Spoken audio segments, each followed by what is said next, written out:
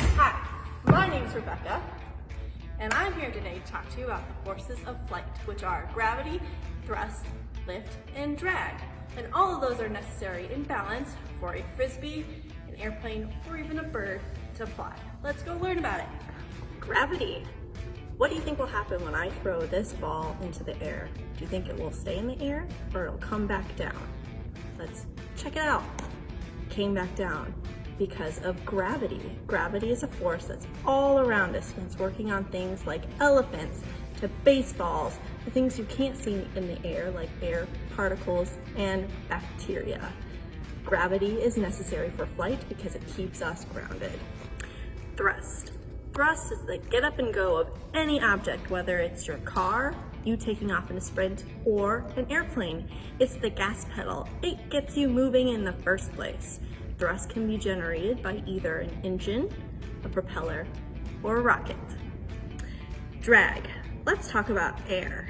Air is made up of things that you cannot see, which are called air particles. Have you ever stuck your hand outside of the window when the car is moving?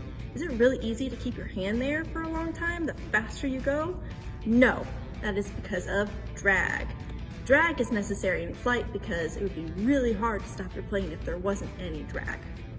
Lift. Let's talk about air particles. They can move fast or they can move slow. These fast or slow moving air particles cause pressure because they're bouncing off of each other. When the air is moving slow, it can exert more pressure on the other air particles than those that are moving fast. Wings help airplanes lift off the ground. The wing's curved surface helps to create slow moving air over the curved surface, which is called high air pressure. The air below the wing is moving really, really fast, and that's called low air pressure. This is lift. Welcome back. In that last clip, you learned all about the forces of flight. Now we're going to take that knowledge and apply it to an activity where we're going to test 2 different paper airplane models and determine which has the best flight, meaning which lasts longest in the air and flies the furthest in distance. Let's get started. First, you're going to need materials. So we're going to need some paper airplane templates. You can find these online. There are 2 different kinds that we're going to test today. You're going to need some scissors, measuring tape, a timer, and a paper clip or a coin. Now that we've gathered all of our materials, it's time to start folding our paper airplanes. Watch for the next clips on how to fold your paper airplanes.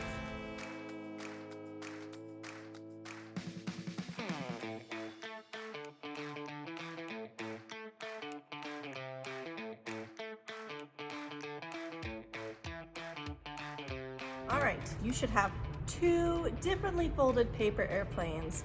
Here's a tip for when we move on to testing our airplanes. We want to tape them together because if we fly them like this, they're not as aerodynamic as they would be if they are taped together. So you're going to want to make 2 equally sized pieces of paper placed on the same location on the top and the bottom of the airplane.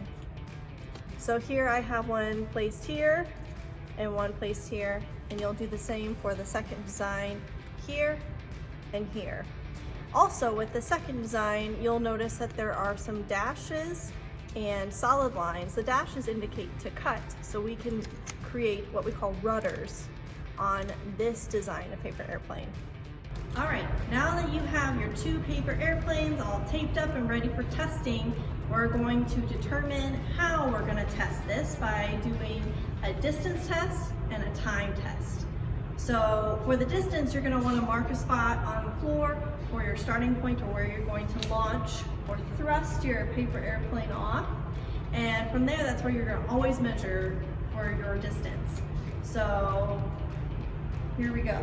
3, 2, 1. 3, 2, 1.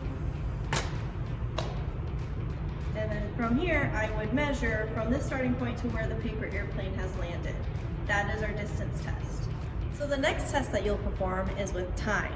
You'll need a partner for this because it is hard to throw your airplane and take the time at the same time.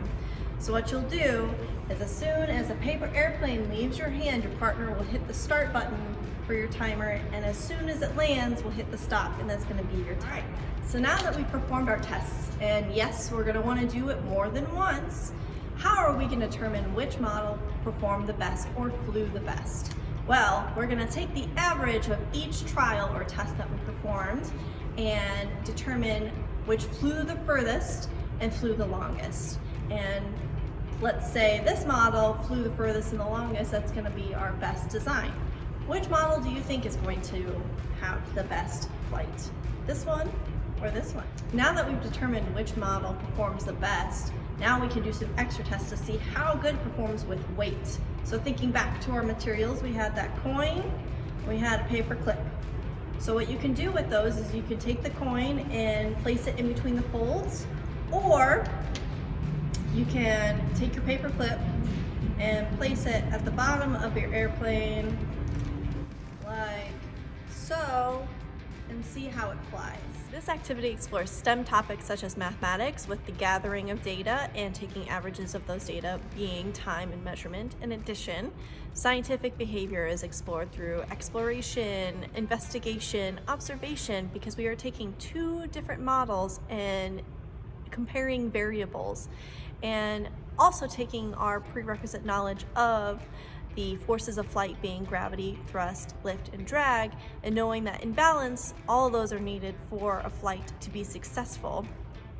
And how does our paper airplane entertain these forces? Is there something that's throwing that off and why it's not flying as far as maybe the other one? Asking all of these questions throughout the investigation are amazing ways to introduce more STEM into your home.